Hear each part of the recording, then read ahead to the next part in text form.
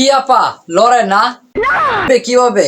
কারণ তোমার মন যখন ছোট ছোট আর বড় হোক তারপরে লড়াচড়া করো। এখন যেভাবে আছো এভাবে তাকো।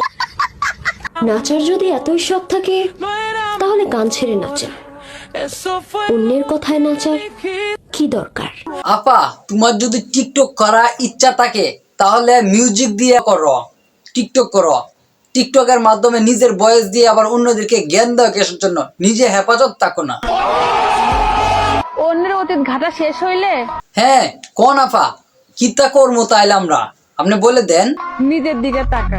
আমার দিকে পরে দেখতাছি আপা। আগে এক কাজ করি, তোমার অতীত দেখে আসি কেমন ছিলা। ঠিক আছে ঠিক আছে। ও আপা আগে আসিন দেশি কক মুরগি, এখন গুরুর ট্যাবলেট খাওয়া হয়েছে ব্রয়লার মুরগি। এখন তো এই অবস্থায় আর কি। ভাই মন বোঝা তো দূরের কথা। আরে আপা কারে কি কও? আমি তো আমার নিজের হাতের লেখাই বুঝি না, আর তুমি আছো কার লেখা লইয়া। এইগুলা কি করবো আর? একদিন তুমিও বলেছিলে কিতা কোন আপা? আমি আবার কি বলছিলাম আপনাকে? আমার ছাড়া তোমার কিছুই ভালো লাগে না। বলেছিলাম তো, এখন আবার কি হয়েছে নতুন করে? এখন তোমার সবই ভালো লাগে। হ্যাঁ তোমার এখন ভালো লাগে না, তুমি এখন দূরে যাও, দূরে গিয়ে মরো। এখন এইদিক যাও। দুনিয়া উল্টে যাক, আচ্ছা ধরেন গেছে উল্টা, তারপরে কি তো হইব?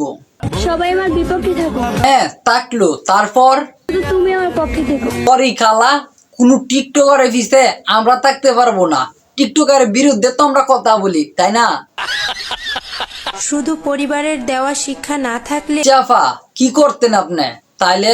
কিছু মানুষকে বোঝাই দিতাম কি বুঝাই দিতেন আপনি তাইলে? কয়ে দেন।